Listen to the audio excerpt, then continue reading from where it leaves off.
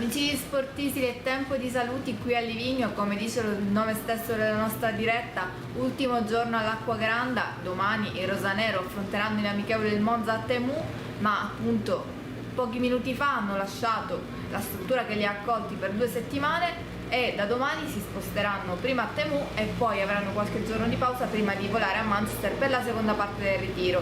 Siamo qui per raccontarvi appunto la fine di questa parentesi di preparazione precampionato del Palermo. Si è chiusa con tanti saluti il gruppo e di lì si hanno salutato appunto i tifosi presenti, sono stati in tanti nonostante il tempo che ancora non ci dà grazia. Chiudiamo infatti questa parentesi dal nostro gazebo, purtroppo non possiamo essere all'esterno come di consueto, come abbiamo fatto ogni giorno mostrandovi il campo, però ecco, siamo sempre qui per darvi l'ultima testimonianza da Livigno. Sì, diciamo che si chiude il primo ciclo di pre-season, tra l'altro oggi, come ha detto Chiara, il tempo è stato un po' birichino, pioggia, sole, adesso ha ricominciato a piovere, però mi viene da dire che sono volati questi giorni. Assolutamente sì, andiamo a vedere quello che è stato l'ultimo allenamento del Palermo, grazie direttamente al report fornito dal club. Al mattino i rosanero, dopo un avviamento motorio, hanno effettuato possesso palla, fase difensiva e partita a campo ridotto. Nel pomeriggio invece il focus sulla fase offensiva e un'altra partita a campo ridotto. Poi si sono intrattenuti i giocatori sul campo ancora per qualche minuto con i tiri da fuori area. Prego la regia di mostrarci le immagini che abbiamo realizzato. E, insomma, è stata una seduta un po' liberatoria, anche se ammettiamo che il freddo si è sentito anche per i giocatori. Infatti Di Mariano ha scherzato con i tifosi presenti proprio sul fatto che ci fosse tanto gelo. Lui è palermitano, lo sa, è abituato certamente come noi ad altre temperature, però ecco, è stata una seduta appunto giocosa, divertente, si sono intrattenuti sul campo anche per qualche minuto in più. Ed ecco l'ultima parentesi di questo ritiro. Poi vedremo quale sarà il clima a Manchester, sicuramente lo vedremo soltanto attraverso le immagini che ci verranno fornite dal club, perché come sapete è a porte chiuse, non potremo raccontarvelo di presenza, però ecco, la sensazione è che saranno 2 ritiri molto diversi. Assolutamente sì, mi veniva da aggiungere anche che la squadra ha scattato una bella foto al completo con lo staff che tra virgolette chiude il cerchio qui a Livigno. Mi collego anche a quello che ha detto Chiara, assolutamente saranno 2 ritiri diversi. Il fatto che il secondo sia blindato la dice lunga sul fatto che il Palermo abbia voglia di risolvere i suoi problemi interni e aggiungere qualche contenuto in più che magari sotto l'occhio attento dei giornalisti e dei tifosi non deve tra virgolette finire. Quindi sicuramente Dionisi aggiungerà tutto il suo marchio in quel di Manchester e dalle amichevoli, che speriamo saranno trasmesse in diretta, capiremo di che passa è fatto questo Palermo e speriamo che ci sia qualche aggiunzione in più e qualche partenza. Ricordiamo, in vista dell'amichevole di domani, che non sono a disposizione, oggi li abbiamo visti in campo ma non allenarsi con la squadra, in particolare i 2 centrocampisti Stulaz e Segre. A proposito di quest'ultimo è stato comunicato un bollettino medico perché evidentemente il problema fisico che ha registrato è più grave degli altri, quindi ve lo leggiamo. Comunica l'ufficio stampa del Palermo che Jacopo Segue, in seguito ad un trauma contusivo al ginocchio destro, è stato sottoposto a indagini strumentali che hanno evidenziato un versamento articolare. Il calciatore ha già iniziato il percorso riabilitativo, lo abbiamo visto appunto in palestra, e quindi non è dato ancora sapere quali siano i tempi di recupero. No, non sappiamo i tempi di recupero, però almeno sappiamo qual è il problema del ragazzo e questa è già una bella notizia nella brutta notizia tra virgolette, perché non possiamo essere contenti come giocatore del Palermo poi di questo tipo di importanza che sia ai box. Aggiungo anche una cosa: oggi abbiamo visto lavorare nella seconda parte dell'allenamento a parte Peppe Fella, non so se per motivi di mercato o per motivi fisici. Peppe Fella si è interscambiato durante la partitella con Ceccaroni, hanno fatto metà e metà, quindi insomma si è cercato di dare spazio a tutti, ovviamente senza badare troppo agli schieramenti tattici, insomma. E sappiamo che la rosa del Palermo al momento è folta, era l'ultimo allenamento, quindi hanno giocato tutti. Ceccaroni ha fatto questo spezzone a parte, Fella pure, insomma sono poche le indicazioni che abbiamo tratto da questa partita, appunto perché era più un sintomo di partecipazione generale. Sì, sì, un modo per salutare questo bellissimo campo, questo bellissimo centro sportivo Acqua Granda di Livigno che ci ha ospitato in queste 2 settimane. Noi ovviamente vi ringraziamo sempre per averci supportato tanto, perché anche grazie a voi siamo riusciti ad impegnarci al massimo per informarvi su tutto quello che è passato sotto i nostri occhi in questo bel centro sportivo, come ho detto, e poi soprattutto raccontare le gesta del Palermo, seppur un cantiere aperto, è stato veramente un piacere, diciamo. Assolutamente sì, Gaetano ci chiede novità di mercato, in queste ore la sensazione è che di novità non ce ne saranno, la sensazione è che ci si fermerà dal punto di vista sia sportivo che appunto di mercato, tutto sarà rinviato all'arrivo a Manchester. L'unico giocatore che sembrava potersi unire in questo finale di ritiro a Livigno era Pierozzi, però la trattativa si è complicata, sappiamo che c'è stato qualche intoppo relativo appunto al dialogo tra i 2 club e quindi Pierozzi non si è unito alla squadra, e di altri nomi più caldi diciamo che non ce ne sono, nel senso che tutto è rinviato a più avanti. Sì, tutto è rinviato perché il calciomercato, come ben sappiamo, come abbiamo ben raccontato con il City Football Group, è molto lento, non è solo un direttore sportivo che opera, è un presidente che ti permette di fare il contratto, ma c'è tutta una holding dietro che rallenta ogni operazione. Speriamo semplicemente che il Palermo sappia quello che fa e soprattutto che garantisca a Dionisi entro la fine della stagione la squadra giusta per il campionato che ci si aspetta. A proposito di Dionisi, la sensazione è che il tecnico si sia fatto amare parecchio dai tifosi, lo abbiamo visto proprio salutare i presenti a Livigno in pochi minuti fa. Lui ci fa sorridere perché ha scavalca sempre, a differenza dei giocatori che diciamo si mantengono un po' più sobri in questo senso, magari per paura di infortunarsi, ovviamente scherzo. Il tecnico di Risi scavalca la balconata e si intrattiene sugli spalti coi tifosi, ha firmato autografi, ha scattato foto, ha riso con i presenti, ha svelato anche che probabilmente la squadra non tornerà a Palermo prima di Parma, quindi insomma lui stesso dovrà aspettare un po' per vivere quella che è la vera Palermo. Il Palermo, lo sappiamo, esordirà in campionato al Barbera soltanto il 1° settembre e sicuramente lui non vede l'ora di conoscere quello che è Renzo il Barbera, che finora ha conosciuto soltanto da avversario, e quindi ecco, la volontà è sicuramente quella di dare il meglio di sé, e dal punto di vista dell'umore e del carisma e della personalità finora l'ha fatto. Ovviamente tutto è rimandato al campo per quanto riguarda i giudizi tecnici. Vado a braccio, quindi a memoria, se non erro, quando Dionisi comunque ha cominciato ad allenare in categorie superiori, quindi Serie B e Serie A, credo proprio che il Palermo non ci fosse, perché comunque stiamo parlando degli anni tra il 2019 e il 2024, appunto, il Palermo è stato sempre tra B, C e D, e forse Dionisi non ci è mai venuto al Barbera avversario, e questa è anche una curiosità, perché appunto lui vivrà probabilmente per la prima volta il Barbera e sicuramente sarà una grande emozione anche per lui. Aggiungo che il suo calore secondo me è importante, il fatto, anche un piccolo gesto, quello di scavalcare dalla tribuna e venirsi a fare i selfie, scambiare 2 chiacchiere, fare qualche autografo, secondo me sono tutti gesti importanti. Vuole stare vicino al pubblico e secondo me il pubblico starà vicino a lui anche nei momenti complicati, perché mettiamoci l'anima in pace, in un campionato complicato come la B un momento di difficoltà ci sarà sempre, perché ogni partita è imprevedibile, non ci sono squadre favorite e sfavorite quando si scende in campo, soprattutto in cadetteria dove ogni squadra ti mette in seria difficoltà. Io non ho mai visto una partita a senso unico o comunque un club che fa un filotto di vittorie, quindi il Palermo si dovrà preparare bene anche a stringere i denti. Assolutamente sì, Dionisi l'ha detto, non è sicuramente scalare l'Everest, migliorarsi rispetto alla scorsa stagione, però ecco, non è neanche sicuramente facile, perché le avversarie di quest'anno di Serie B a mio parere sono un po' più di alto livello rispetto a quelle dell'anno scorso, e lo abbiamo visto anche in una fase del campionato dello scorso anno in cui il Palermo è andato veramente vicinissimo al secondo posto. Quindi secondo me, se da un lato lo scorso anno il Palermo non ha fatto il meglio, non ha conquistato la promozione diretta per suoi demeriti, quest'anno secondo me ci potrebbero essere tanti meriti da parte delle altre.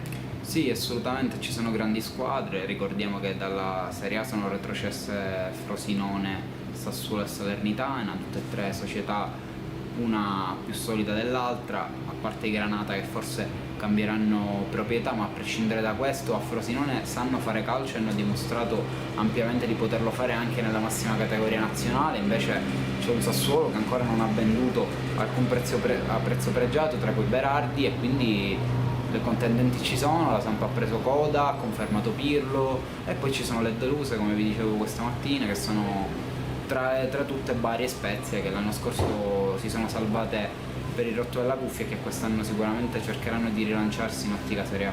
Assolutamente sì, sono tante squadre, le nominate praticamente tutte, insomma la sensazione è che la zona calda del campionato sarà sicuramente quella alta, e quindi si dovrà contendere molto quei primi due piazzamenti che danno l'accesso diretto alla Serie A. Ne ha parlato nei giorni scorsi anche Fabio Lucioni, che ha sottolineato probabilmente per la prima volta a livello societario che l'obiettivo è appunto arrivare tra i primi due posti e non solo migliorarsi, come si dice, a livello diciamo di facciata, perché ecco, arrivare al terzo posto, partecipare ai playoff e non riuscire ad andare in Serie A attraverso i playoff sarebbe veramente una batosta per il club rosanero. Sì, assolutamente, raggiungere i playoff sarebbe una mezza sconfitta, però ribadisco il mio concetto: in un campionato così difficile non è neanche un modo, come dire, non è da buttare a arrivare terzi, perché comunque poi con 4 pareggi va in Serie A, almeno se il regolamento di quest'anno verrà confermato. Però è ovvio che in astri di partenza si deve guardare i primi due posti, perché non c'è altra strada così sicura come quella dei primi due piazzamenti. Andare in Serie A diretti è un'altra cosa, perché punto prima ti permette di programmare con largo anticipo quello che sarà per la prima volta nel nuovo Palermo dopo il fallimento la Serie A, cosa che non ritroviamo da un po' di anni, dal 2017, e soprattutto ti permette di avere un altro appeal, perché comunque stiamo parlando di una neopromossa che o ha vinto il campionato e è arrivata secondo. Lo stiamo vedendo col Como, che è arrivato secondo ma sta facendo un grandissimo mercato in Serie A, sta prendendo giocatori di spessore, e il Palermo io lo vedo fare un certo tipo di lavoro in questo senso. A proposito di calendario, leggo il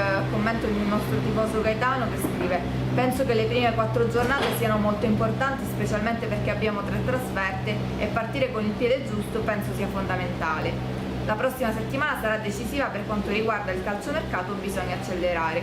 Io sono perfettamente d'accordo sulla parte del calendario, perché ecco, il Palermo ha richiesto, lo sappiamo, di giocare in trasferta le prime 3, a cui si aggiunge anche la Coppa Italia a Parma. E da un lato servirà per motivi tecnici ai lavori del Renzo Barbera, dall'altro lato però a livello emotivo e mentale non è sicuramente facile.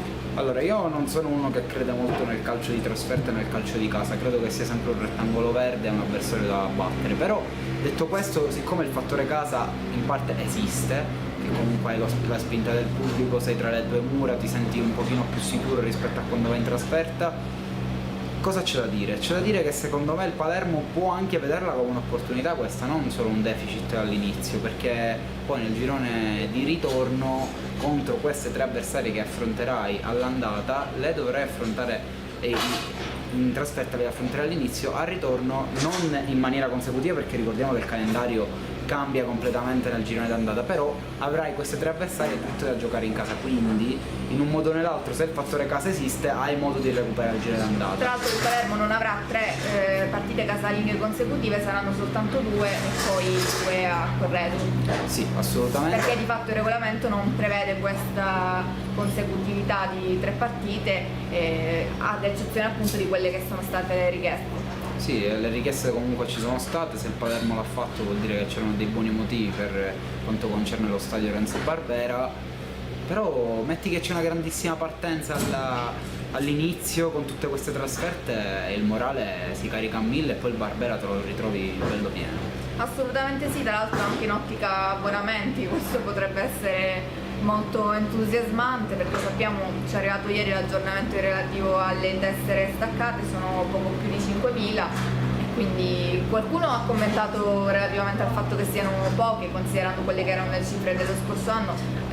Precisiamo che comunque la fase attuale è soltanto relativa alla prelazione, per cui si dovrà attendere che terminino di confermare i vecchi abbonati e poi ci sarà la vendita libera. Nel calcio moderno ormai il calciomercato guida, è un dato di fatto, non c'è non c'è cosa che tenga, più acquisti fai importanti, più la gente viene allo stadio, perché ormai la percezione che c'è il pubblico moderno è quella che i campionati si vincano quasi in estate, quindi tu acquisti 3-4 giocatori di un certo calibro, tu ti porti a sé la gente, poi la gente non ti molla in caso di risultati negativi, perché il pubblico del Barbera è sempre stato fedele alla sua squadra a prescindere da come stessero andando le cose, però io penso che il mercato in questo senso sia molto importante anche per la campagna abbonamenti. Per esempio l'anno scorso sono arrivati tanti giocatori di spessore e il pubblico ha risposto presente in sede di abbonamento. A proposito di avversari, Gianni si scrive: se il Sassuolo tiene tutto l'organico dovremo lottare per il secondo posto. Questo è un bel problema, nel senso che chi arriva da là è sicuramente agevolato,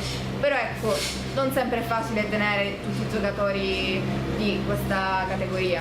Sono molto in disaccordo con questo commento, perché la B ti insegna che questa cosa non è proprio vera, perché tanti organici rimasti in B con tanta gente di A hanno fatto malissimo. Le prove sono tante in questo senso, dal Benevento alla Spal, lo stesso Spezia l'anno scorso, il Bari che era quasi in A poi ha fatto un'annata deludente, quindi cosa mi viene da pensare? Che confermarsi è più difficile che sorprendere, senza ombra di dubbio, ma soprattutto scendere dalla A e ti ritrovi in B con tanti giocatori che hanno un po' la puzza sotto il naso, ingaggi importanti, abituati a altre categorie. In B quasi non trovano le giuste motivazioni per fare un campionato importante, quindi mi guarderei bene dal pensare che il Sassuolo si trovi da favorito con la rosa dello scorso anno. Chiaramente nelle griglie di partenza, come non mettere il Sassuolo che c'è una società buona, un grande allenatore come Fabio Grosso e soprattutto una squadra di Serie A. Però attenzione, perché l'anno scorso soprattutto lo Spezia sta rischiando di retrocedere, la Samp per quasi tutto l'anno ha fatto un anno anonimo e all'ultimo ha fatto la volata per i playoff, ma stiamo parlando di situazioni molto critiche, quindi scendere da là non è sinonimo di vittoria in B. Continuo a leggere sempre il commento di Gianni che ci scrive: la cosa positiva è che il mister, anche se non ha il gruppo al completo, ha potuto cominciare a fare capire cosa vuole e sarà più semplice perché arriva. Sì, assolutamente, questo è un fattore. È chiaro che non si è venuti qui a Livigno solo per stringersi le mani e fare un po' di conoscenza, ma il mister ha valutato intanto chi può restare, uno su tutti mi sbilancio secondo me Saric, tra tutti quelli indiziati e ritornati dal prestito io vedo il bosniaco leggermente avanti per quanto riguarda la permanenza. Detto questo, che è un mio parere, lui si è impegnato nel dare qualche concetto alla sua squadra, quindi giocare la palla a terra, uscire dal basso, pressare alto quando non si ha la palla. Questi sono i concetti che abbiamo visto. 4-3-3 il sistema di gioco di partenza, o difesa a 4 di base come è stato chiarito in conferenza stampa di introduzione della stagione. E allora prendiamolo come un'opportunità questo tiro di Livigno e speriamo che in quel di Manchester ci sia tanto altro, tanto mercato in entrata ma soprattutto in uscita, perché più si piazzano gli esuberi, non me ne vogliono i giocatori in questo senso, ma sono esuberi ad oggi, più la squadra prende una sua fisionomia, ha una struttura più concreta. Mi auguro, e questa è una speranza forse quasi impossibile, che tutto sia al proprio posto quando il Palermo inizierà la stagione, ma siccome il tempo è molto poco, magari con qualcosina si inizierà, tra virgolette, fuori posto, quindi con qualche giocatore ancora da piazzare o con qualche giocatore che deve arrivare. Ricordiamo di Francesco l'anno scorso che è arrivato alla terza giornata, è una prova che non è facile fare tutto e subito. Sicuramente Dionisi è uno che si fa non bada a giri di parole, quindi la sensazione che io è che i giocatori che non fanno parte del progetto siano stati già ampiamente informati di ciò e che quindi non batteranno i piedi per quanto riguarda eventuali cessioni, quindi la volontà di tutti è quella di giocare, andare a giocare, anche se comunque essere parte della rosa di un club del City Group è sicuramente un onore, però ecco, mi sento di dire che attualmente rosa, da Fella a Devetac a tutti quelli insomma che non sono al momento parte del progetto, ci sia appunto la volontà di dialogare con il club per trovare la migliore soluzione. Sì, diciamo che è vero che ogni giocatore ha bisogno di spazio, però nel calcio soprattutto di oggi non è un riferimento a qualcuno, ma ci sono ovviamente anche i contratti che fanno molta la differenza, quindi ci sono giocatori che potrebbero anche pensare un attimino al lato economico e al lato contrattuale piuttosto che pensare alle loro ambizioni sportive. La mia speranza è quella che hai detto tu, che ogni giocatore non batte i piedi per rimanere e che dica guardate, mi vado a trovare un'altra squadra che mi permette di giocare, rispetto al Palermo che oggi a molti giocatori rientrati dal prestito non può garantire uno spazio minimo anche. A proposito di giocatori in bilico, anche quest'oggi non possiamo fare a meno di parlare di Brunori, è uno dei nomi caldissimi del calciomercato, ci chiedete spesso quale sarà il suo futuro, noi al momento non possiamo saperlo, però possiamo mostrarvi come ha salutato Livigno il capitano rosanero, e in particolare, ve l'abbiamo detto, qui in tribuna oggi c'erano tanti tifosi, non vi possiamo dire purtroppo che si è intrattenuto con loro perché, come vedete dalle immagini, il capitano è passato sotto la tribuna, ha salutato velocemente i tifosi e ha fatto notare a uno di loro che gli chiedeva di avvicinarsi, che comunque aveva già scambiato un autografo, una foto con lui, e quindi ha tirato dritto per gli spogliatoi, per cui non c'è stato, diciamo, il saluto tra il capitano e i tifosi che magari quest'ultimi si aspettavano, che invece è stato fatto con altri giocatori, col tecnico Dionisi, come abbiamo visto poc'anzi.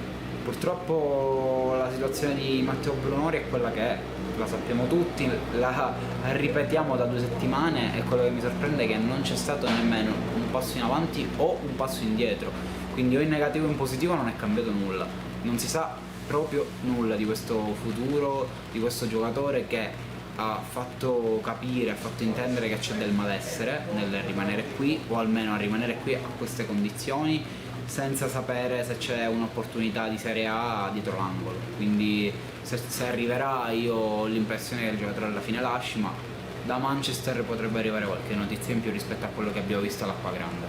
Vito ci chiede, ma vendere Brunori e prendere Berardi? Berardi non è un giocatore di Serie B, è un giocatore di alta Serie A, quindi è una battuta chiaramente.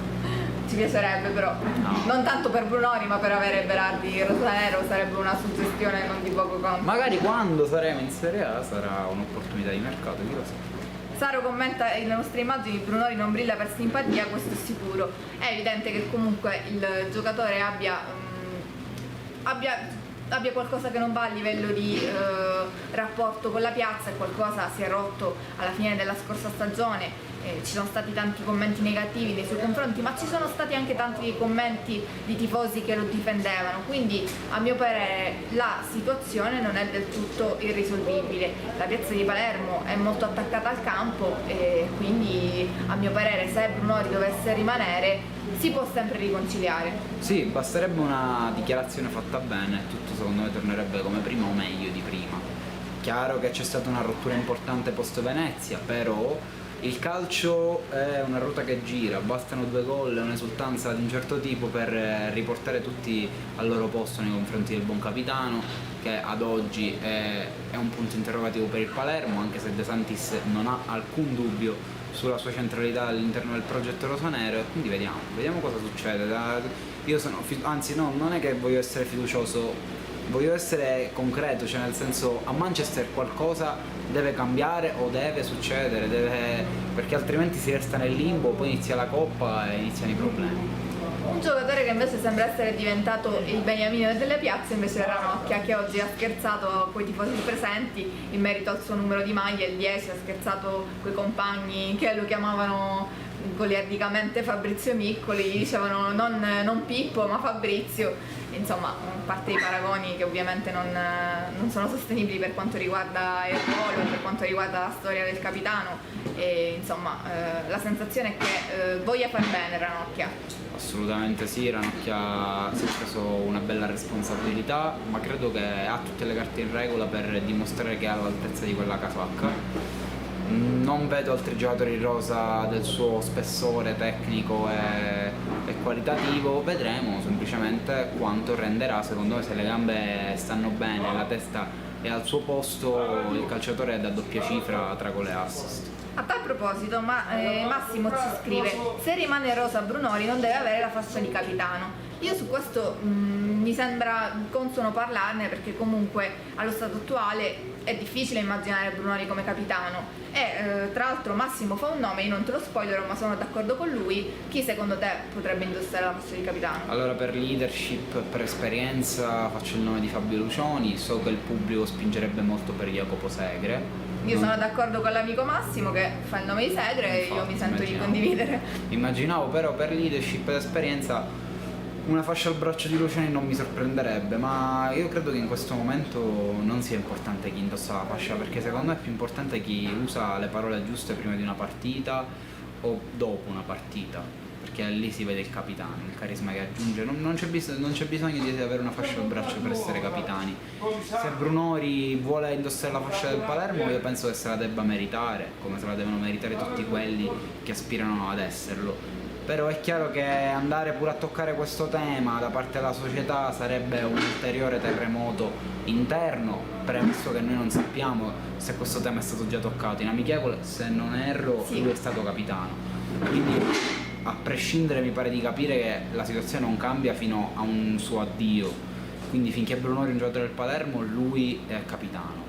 Vediamo cosa cambierà, se ci sarà un confronto più o meno duro con la guida tecnica, la direzione sportiva, perché noi confronti qui da Livigno non ne abbiamo visti. Sicuramente, tra l'altro, togliere la fascia di capitano sarebbe un gesto troppo plateale, troppo duro al momento, quindi la linea societaria è diversa, Estremo.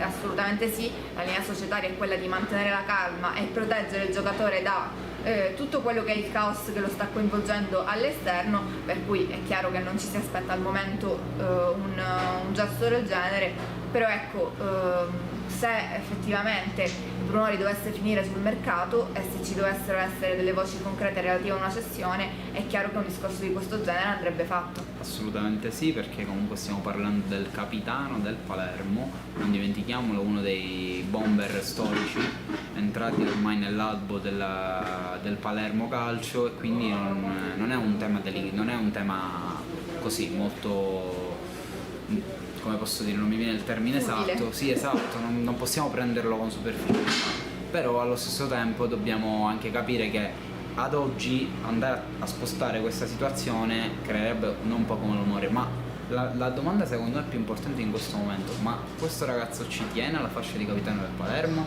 oppure sta solamente pensando al suo futuro e quindi fuori dal capoluogo siciliano? Perché se, tra virgolette, lui è poco interessato alla questione, sarebbe il caso di farlo sapere. Però ovviamente questa notizia non arriverà mai a noi arriverà solo e esclusivamente se lui partirà e basta. Esattamente, a tal proposito Gianni ci scrive: tutte le storie hanno un inizio e una fine, Sì. adesso le bandiere non ci sono più, aspettiamoci sempre di tutto, la maglia è quello che conta. A tal proposito penso, il primo nome che mi viene in mente è quello di Accardi, che ha lasciato il Palermo qualche anno fa, però ecco, quella sembrava essere forse l'ultima bandiera del Palermo, del nuovo Palermo, tra l'altro lacrime, abbracci, insomma, è un giocatore che ha dimostrato di tenere alla maglia, tra l'altro anche palermitano, scendendo in Serie D con il rosanero, e quindi ecco, forse è vero che giocatori di questo genere non esistono veramente più.